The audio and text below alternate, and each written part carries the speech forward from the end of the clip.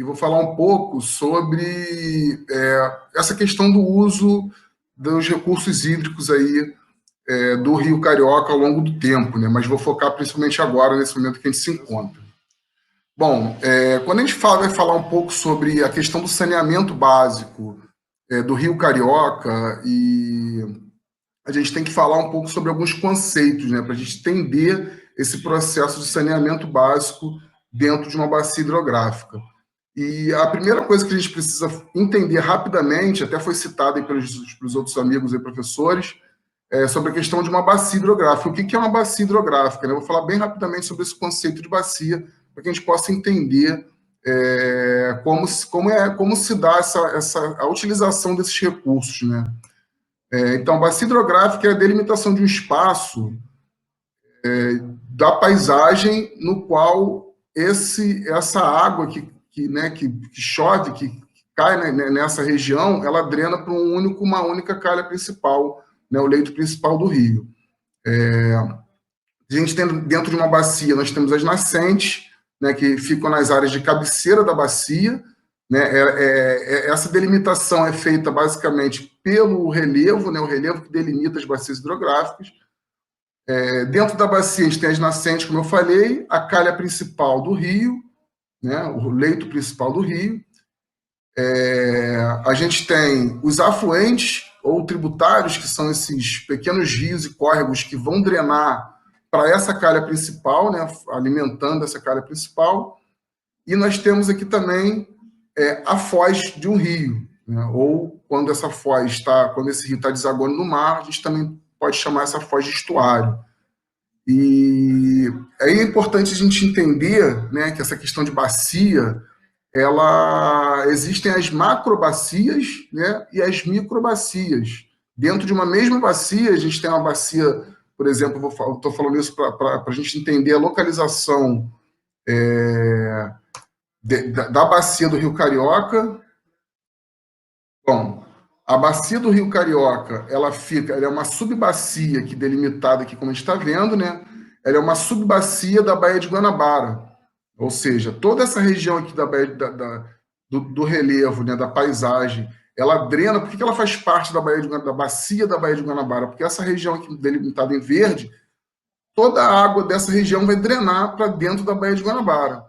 E a subbacia do Rio Carioca não é diferente. Ela também é uma pequena parte dessa bacia, dessa macrobacia da Baía de Guanabara, né, e ela também vai drenar para a Baía de Guanabara, né?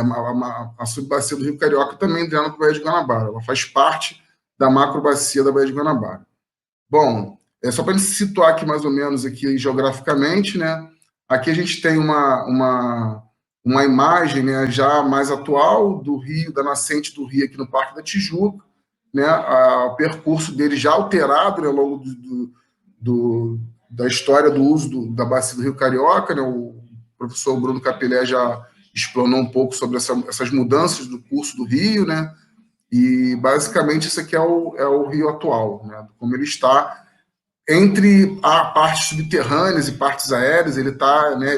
Já foi enterrado no sentido de ser canalizado por galerias subterrâneas, né? Mas o percurso dele é esse, né? Bom, e aí, para falar a gente falou rapidamente de bacia, para a gente entender essa questão do espaço, né, e do uso desse espaço, uso desses recursos, principalmente o recurso hídrico, que a gente está onde o nosso foco hoje é nele, né? E agora a gente vai falar de saneamento básico. Basicamente, quando a gente ouve falar em saneamento básico, a gente sempre associa a esgoto. O pessoal sempre falando saneamento básico é esgoto. Não está de todo mal, mas existem outras vertentes do saneamento, né, que fazem parte, né, basicamente são 4, que é o abastecimento de água, a coleta e o tratamento de esgoto, né, a drenagem urbana, nesse caso aqui a drenagem pluvial, né, então limpeza e drenagem das vias públicas, ela também faz parte de uma das vertentes do saneamento básico, e a coleta e tratamento de resíduos sólidos. Então essas são as 4 vertentes do saneamento básico. Tá? Só para a gente entender basicamente aqui rapidamente sobre o que é considerado tecnicamente, o que a gente pode chamar de saneamento básico. O saneamento básico na bacia do Rio Carioca, eu até fiz essas 3 divisões aqui para a gente entender que esse saneamento ele foi modificando ao longo da história do uso desse território, né? A gente entende que no período Brasil Colônia, Brasil Império, o uso a única vertente do saneamento que existia, né, por questões óbvias, era a captação de água, né? A questão de drenagem urbana, limpeza de vias públicas, resíduos sólidos, isso é uma coisa que veio junto com a urbanização do espaço, a construção de cidades, de vias públicas, né, o asfaltamento, a impermeabilização do solo, né, demandando essa necessidade de drenagem pública, de drenagem urbana. Mas no Brasil Colônia e Brasil Império, basicamente, era a única vertente do saneamento que tinha demanda era a captação de água, né? E essa captação de água, ela não tinha, naquela época, principalmente, não existia uma tecnologia, né, de tratamento, nada disso, até porque não existia nenhum rejeito sendo jogado no próprio rio. Então, basicamente, o que era feito nessa captação de água, nesse período colonial e no Brasil Império, a água simplesmente passava por um tanque de areia para tirar os resíduos mais grossos, né, os grãos mais grossos de areia. Então, ela passava por uma caixa de areia, ia para um reservatório, né, que é a mãe d'água, e dali para baixo, por gravidade, na bacia, né, essa água ia sendo distribuída aí pelos chafarizes aí espalhados pela cidade. Então, durante séculos, o uso do Rio Carioca foi somente para captação de água, para diversos fins, não só o uso doméstico, residencial, mas também para uso na agricultura, como o nosso amigo Bruno Capilé falou. A bacia do Rio Carioca existia muitas plantações, né, atividade agrícola, então a água servia para esse abastecimento, né, dessecação de animais e tudo mais. Já no Brasil República, a gente tem uma ocupação, uma urbanização do espaço e dessa bacia, né, e, consequentemente, a gente tem a produção, né, a geração de resíduo sólido e de esgoto doméstico. Então, na mudança, com a chegada da tecnologia e da modernidade e tudo mais, o uso dessa água foi alterado. Enquanto que no Brasil Império e Colônia a gente tinha o uso da água para abastecimento, depois, com a expansão da cidade, foi necessário outras fontes de outros lugares, outros rios para captação de água, né? O Rio Maracanã e bem posterior o Rio Guandu, que hoje ele é responsável por maior parte do abastecimento da cidade do Rio. E o Rio Carioca deixou de ser utilizado como fonte de água para abastecimento e passou a ser utilizado como um corpo receptor de rejeito, ou seja, mudou drasticamente o uso desses recursos hídricos, né? E, consequentemente, a gente tem muitos problemas que acontecem pela falta de tratamento, né, desses rejeitos que são jogados atualmente. Existe até um dado da Organização Mundial de Saúde que diz que para cada R$ 4 investidos, para cada R$ 1 investido em saneamento, se economiza R$ 4 em saúde pública. Ou seja, a relação do uso dos recursos hídricos com a saúde pública é completamente direta, né? Só uma informação para a gente entender essa questão do uso da água e as consequências.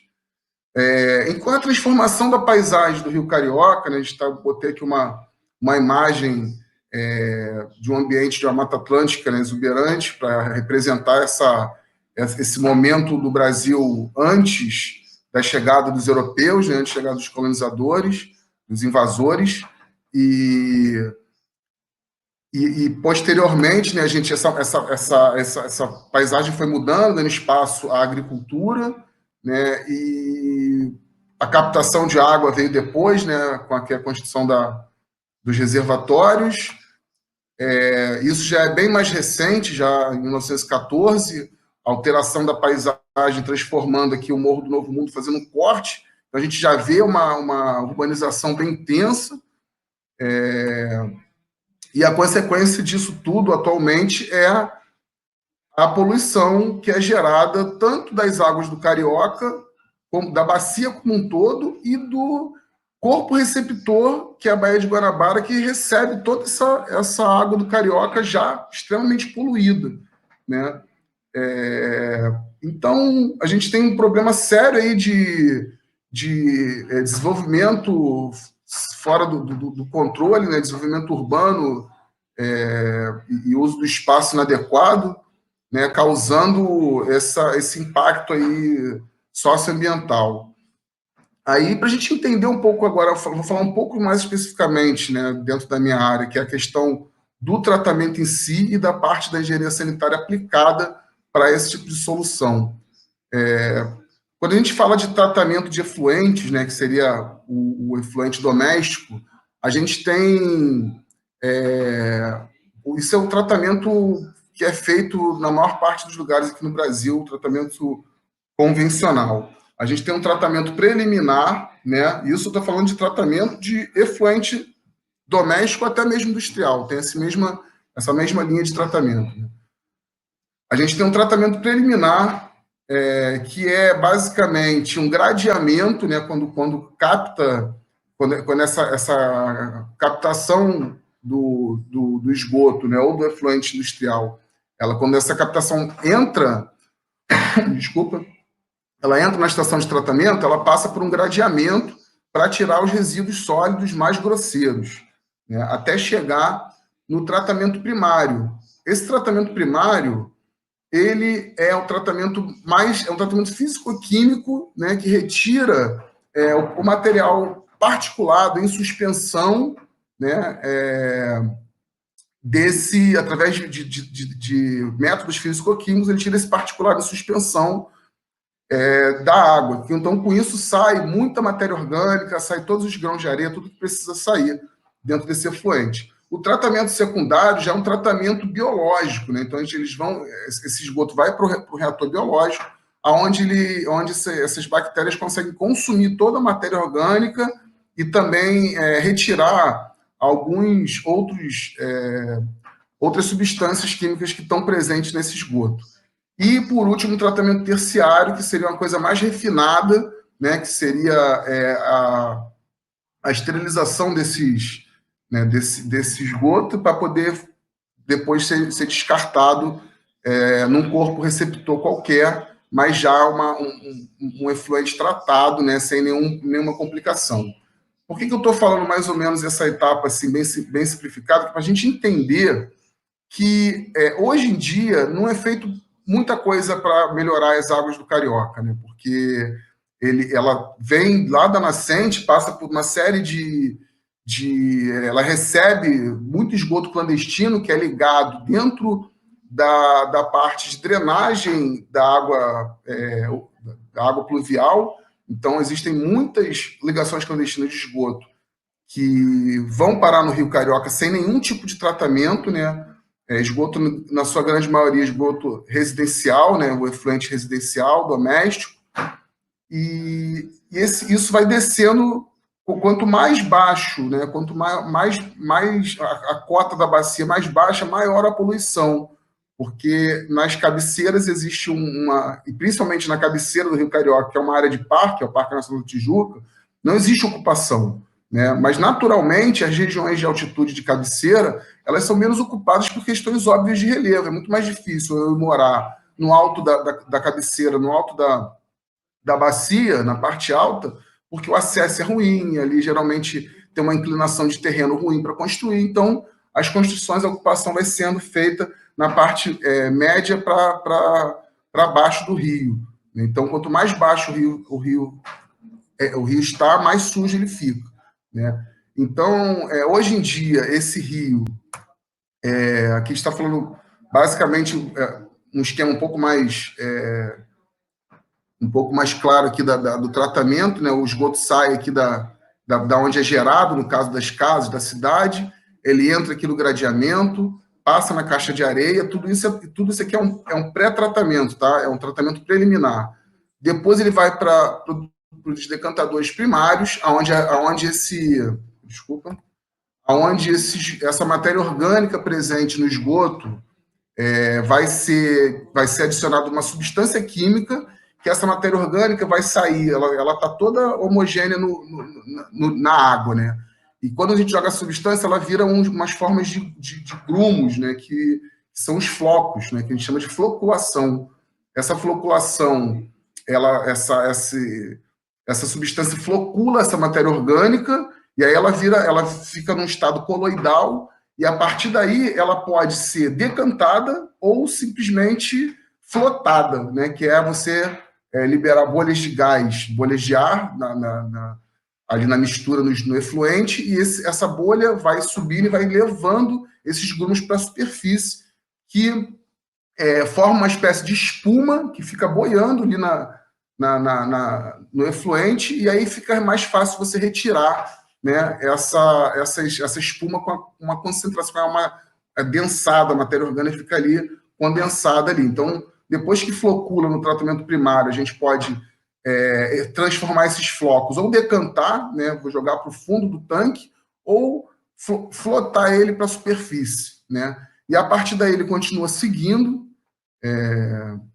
aqui o curso do tratamento. Aí passa para os decantadores secundários, onde se sofre o processo biológico, né, onde tem os biodigestores, né, os reatores biológicos que vão fazer esse tratamento desse efluente, onde essas bactérias vão retirar, né, como eu falei, toda a matéria orgânica, boa parte dela, praticamente tudo, e outras substâncias também desse efluente. E a partir do decantador dos secundários dos reatores biológicos, daí para frente, ela vem aqui no tanque de decantação, o lodo, esse lodo que é o acúmulo dessa matéria orgânica é retirado, assim como no tanque primário e secundário também, tem um decantador, e a partir daqui para frente a gente pode lançar ele em corpo hídrico qualquer, sem problema. Tá? Bom, basicamente, quando a gente está falando de tratamento de esgoto, a gente está, e o que é feito na água do Carioca atualmente, né, existe uma unidade que eles chamam de UTR, que é a Unidade de Tratamento de Rios, né? Isso é uma forma de tratar um efluente, porque isso, na verdade, a Unidade de Tratamento de Rios, que é onde tem essa estação ali do Flamengo, ela nada mais vou voltar aqui, do que simplesmente essa etapa só do processo de tratamento de efluente, né? Na verdade, tem um gradeamento também, e ele para no processo primário, né? E não é feito, esse tratamento não é feito em tanques, em reatores, ele é simplesmente feito no próprio leito do rio. Essa metodologia que foi utilizada aí pela Prefeitura do Rio e é utilizada também em São Paulo, em outros países, inclusive, ela tem uma eficiência, está longe de ser o adequado, né? Porque como a gente não pode pegar uma etapa do tratamento que é feita dentro de um tanque e jogar para a calha de um rio diretamente, né? O tratamento ele é feito diretamente na calha do rio, as substâncias são adicionadas diretamente no leito do rio e todo o processo acontece ali, né? Como eu falei, não é o ideal para ser feito, para a gente conseguir realmente tratar a água do rio, conseguir fazer com que ela entre dentro da legislação. Existem legislações ambientais em diversas esferas, federal, estadual e municipal, que regem esse tratamento, que estabelecem os parâmetros, né, os índices que você tem que chegar para tratar qualquer efluente, seja industrial, seja residencial, né? E aqui na UTR do Flamengo é feito o tratamento primário de flotação. Eles, inclusive, têm uma marca, que é uma empresa, que é a Flotflux, que eles vendem essa tecnologia como sendo inovadora, como sendo uma coisa de última, né, tecnologia de ponta, mas nada mais é do que simplesmente uma das etapas do processo de tratamento de efluente. Não é de todo mal, óbvio, né, tem uma eficiência, mas está longe, é um tapa-buraco, né, está longe de ser, de fato, um tratamento efetivo para solucionar, de fato, o problema. né? O certo para a gente, o que deveria ser feito era ter uma rede coletora do esgoto, né, para que esse esgoto não vá clandestinamente para a drenagem pluvial, e esse esgoto ir para uma estação de tratamento de esgoto, como nós temos aqui na Penha, ou a Estação de Alegria, né, que todo esse processo é feito dentro de reatores, dentro de tanques, como deve ser, né, e depois voltar para o rio, né, já uma água tratada. Essa flotação que é feita, a gente chega lá e passa do lado dessa estação, a gente vê o caminho da água ali e percebe como é feito a adição da substância química que flocula. Depois a gente vê uma área que tem uns aspersores de ar comprimido, né, fazendo ele faz uma borbulha ali, que é onde você tem a aeração para jogar esse floco para cima, né, e flotar ele. Então, basicamente, a estação de tratamento do Flamengo faz a flotação dentro do próprio calha do rio, né? A conclusão que a gente pode chegar é que existem várias formas de você resolver esses problemas, né? Uma delas é você descentralizar o tratamento, você não precisa ter uma rede coletora de esgoto tão complexa, porque isso é uma obra muito cara para se fazer, você precisa cortar a rua, fazer uma rede, fazer obras que envolvem a parte subterrânea, isso tudo é um processo muito complexo e caro, até levar para uma única estação de tratamento. Ao invés disso, a gente descentraliza e constrói várias bacias, pequenas bacias de esgoto, né, que são, no caso, essas bacias que vão acomodar uma pequena estação de tratamento. Então, você consegue resolver o problema de forma mais eficiente, sem ter esse custo todo de ter que construir uma rede de drenagem, uma rede de captação de esgoto, né, para levar isso tudo para uma única estação, que também vai ser uma estação muito grande, né? Sem falar que existem outras várias possibilidades de tratar esse esgoto sem ser o método tradicional, né? Existem várias formas de tratar com tanques, com plantas, enfim, com outras metodologias que eu não vou entrar em detalhes aqui, porque a ideia nossa aqui é realmente falar bem rapidamente sobre essas questões do tratamento das águas do Carioca, né? Me despeço aqui, espero que tenha sido, eu possa ter contribuído dentro desse tema aí do saneamento nas águas do Carioca, e agradeço mais uma vez pela oportunidade de estar aqui falando para vocês, e qualquer dúvida a gente pode mandar aí para a gente, que a gente tenta responder, tá certo? Obrigado aí, mais uma vez.